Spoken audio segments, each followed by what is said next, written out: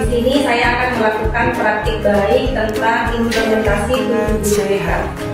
Di mana di sini seperti yang kita lihat di depan, jurus BK ini ada 7.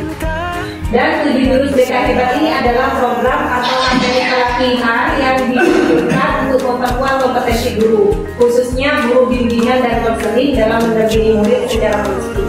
Namun di sini keberhasilan suatu sekolah bukan hanya peran guru BK, tetapi peran semua stakeholder yang ada di dalamnya. Jadi kita akan bekerja bersama untuk mencapai atau mendampingi murid agar mereka bisa menggapai perkembangan mereka secara holistik.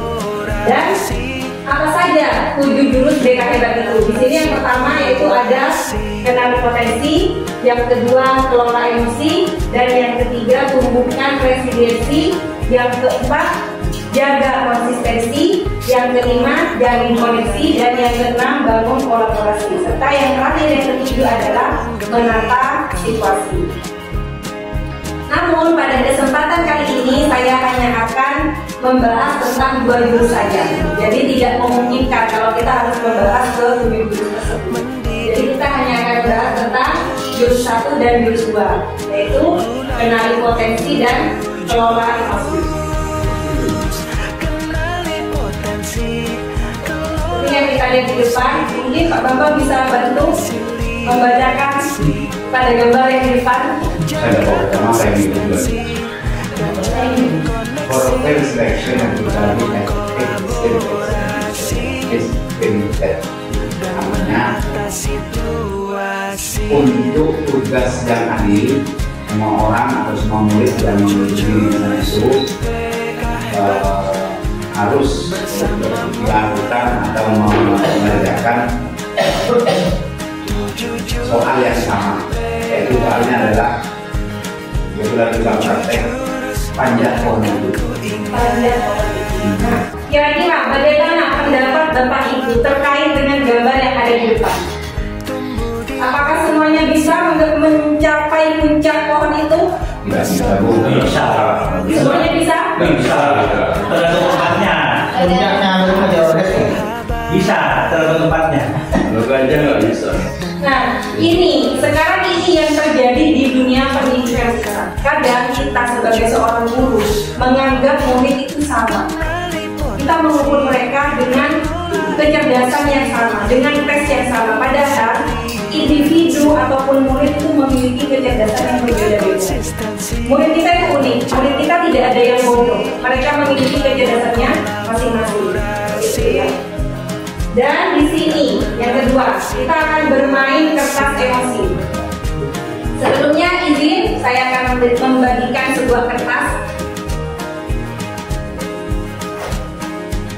Sekolah aman dan nyaman dan juga menggembirakan, tempat tumbuh harapan. Kita wujudkan, mendidik dengan tulus. Nah, di sini kita akan bermain yang namanya kertas emosi. Setiap peserta akan menerima satu lembar kertas sebagai simbol emosi. Jakasda, di sini saya sebagai Jakasda akan membacakan sebuah cerita. Peserta diminta untuk merespon cerita tersebut melalui kertas yang saudara yang Bapak Ibu pegang. Jika merasa senang, kertas dapat diusap. Jadi jika perasaannya nanti setelah saya membacakan cerita senang, mungkin kertasnya bisa hanya diusap saja. Jika merasa kesal, kertas dapat diremas.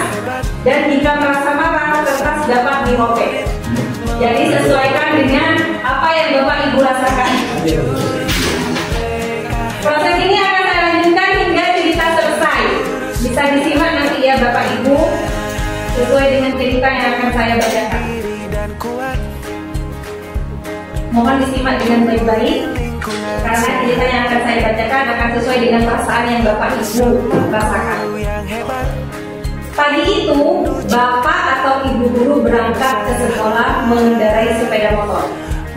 Bahan ajar yang sudah disiapkan rapi digantungkan di sepeda motor. Namun, beberapa meter sebelum sampai sekolah, motor mendadak mogok.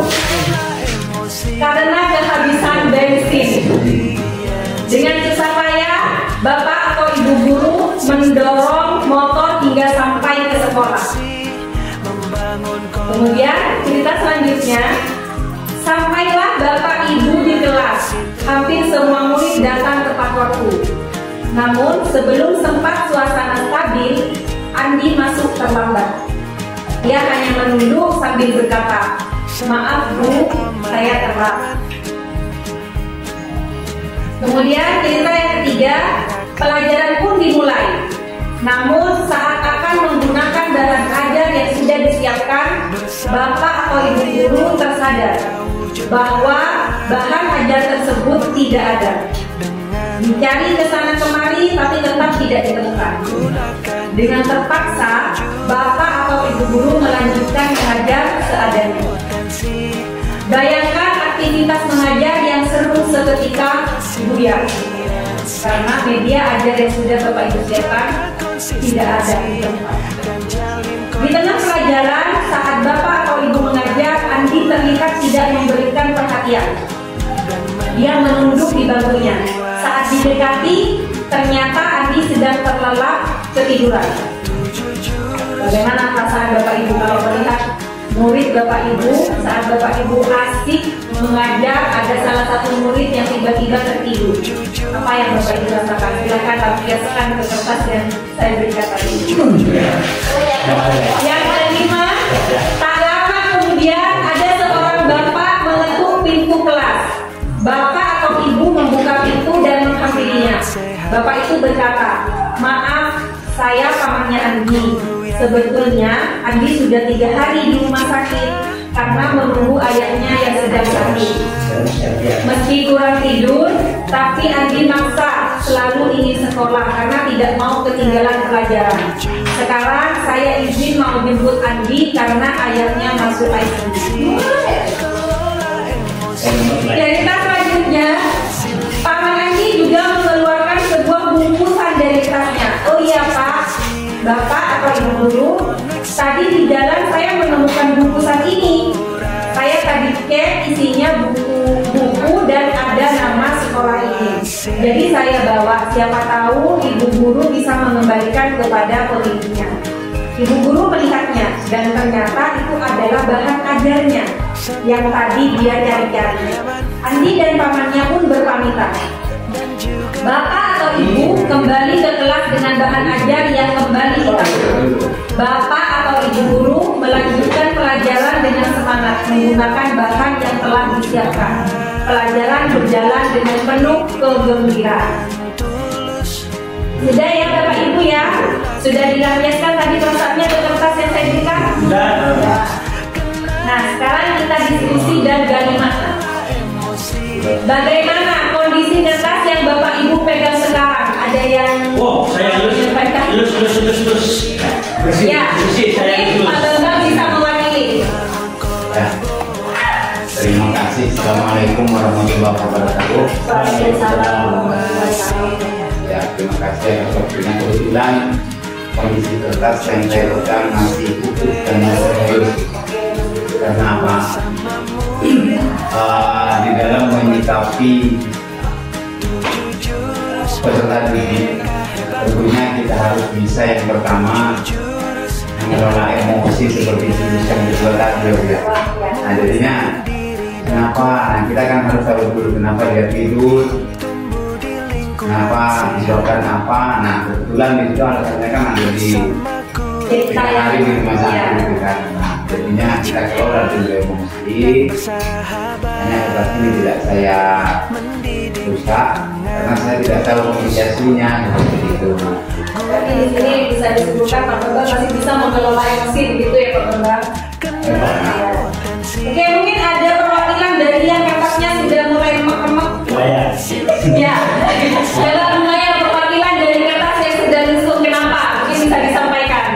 Ya, awalnya karena melihat anak tidur terus di kelas ya, jadi kan cepat ya dulu kalau lihat anak-anak itu jadi tidak memperhatikan pelajaran di depan. Kita kan didatangi ternyata tetap tidur, ditanyakan alasannya hanya kadang diam saja, itu jadi kan cepat. Tapi setelah tahu bahwa orang tuanya apa, keluarganya dia ternyata sakit di rumah sakit, akhirnya apa ya, ada rasa menyesal karena kenapa kok anak itu tidur, terus ditanyain tapi dia diam saja, seperti itu, tidak menjelaskan apa yang dia rasakan kemarin, sakitnya itu tidak diceritakan.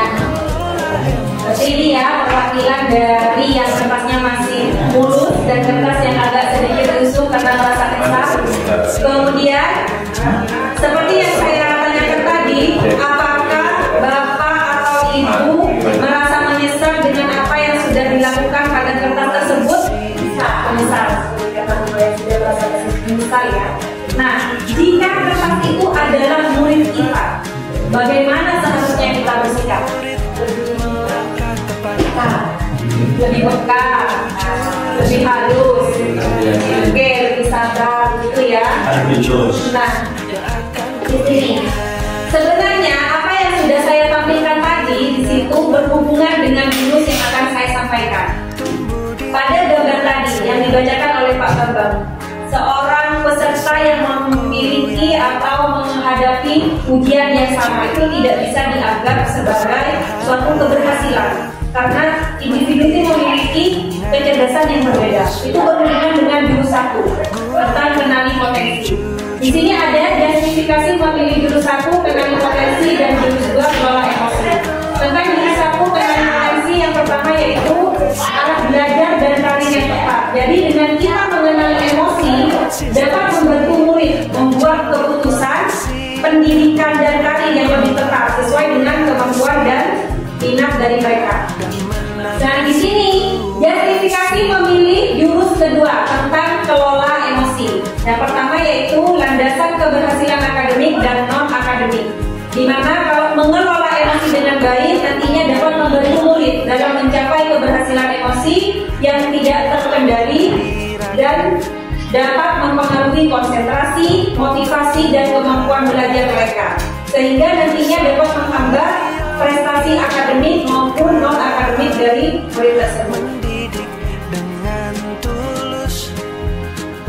Nah, saya melakukan implementasi dari jurus 1 dan 2 kepada peserta ini. Di situ memiliki beberapa tujuan.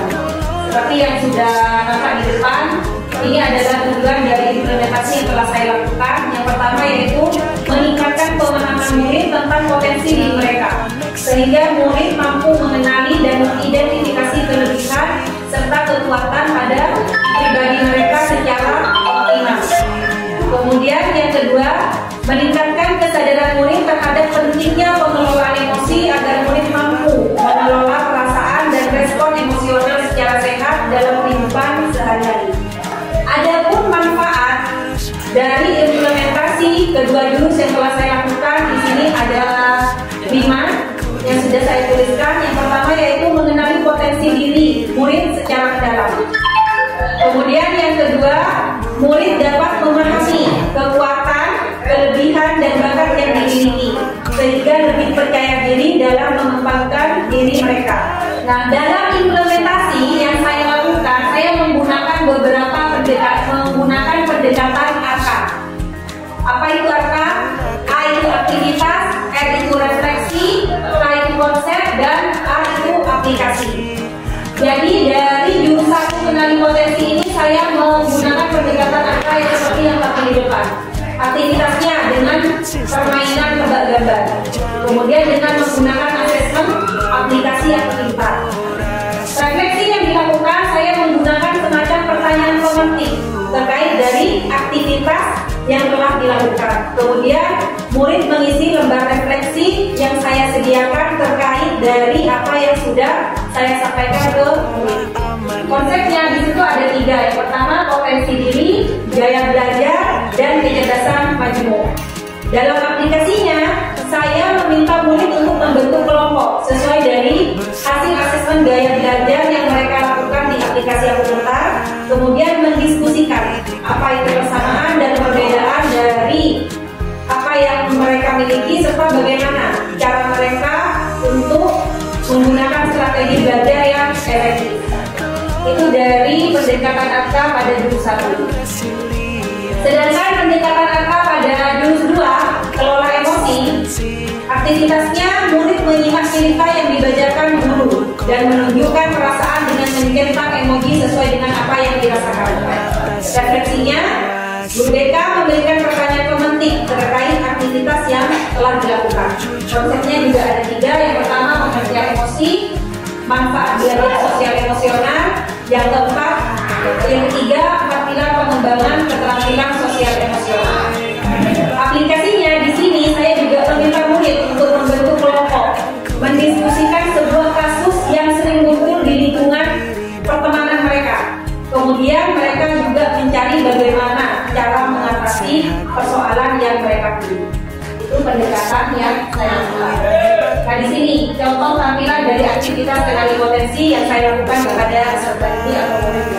Yang pertama, saya melakukan aktivitas tebak gambar, di mana permainan tebak gambar di sini menampilkan foto dari tokoh yang sesuai dengan kecerdasan yang mereka miliki atau sesuai dengan gaya belajar mereka. Dan pertama itu ada gambar ada gambar Ivan Gunawan, seorang desainer. Kemudian yang kedua ada Resti sebagai vokalis, dan yang ketiga ada Megawati Chemistry, dia sebagai ahli voice.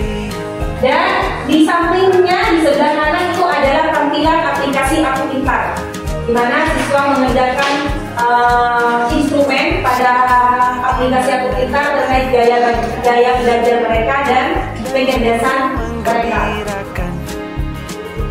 Kalau ini adalah aktivitas dari jurus 2, yaitu kelola emosi. Itu aktivitasnya saya membacakan cerita, kemudian murid mencentang sesuai dengan perasaan yang mereka alami. Mungkin itu saja yang dapat saya sampaikan. Terima kasih semuanya atas perhatiannya. Saya akhiri. Wassalamualaikum warahmatullahi wabarakatuh. Waalaikumsalam.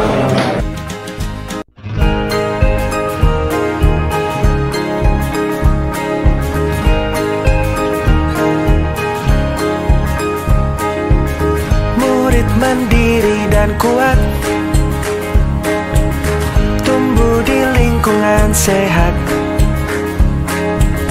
bersama guru yang hebat, penuh cinta dan bersahabat, mendidik dengan tulus, gunakan 7 jurus.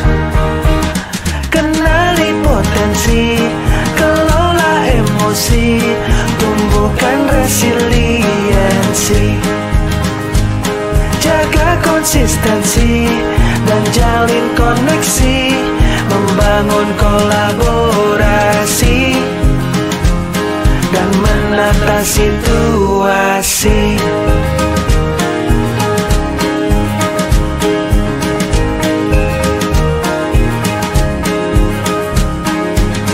Sekolah aman dan nyaman, dan juga menggembirakan, tempat bertumbuh harapan. Bersama ayo kita wujudkan, mendidik dengan tulus, gunakan 7 jurus. Kenali potensi, kelola emosi, tumbuhkan resiliensi, jaga konsistensi dan jalin koneksi, membangun kolaborasi dan menata situasi.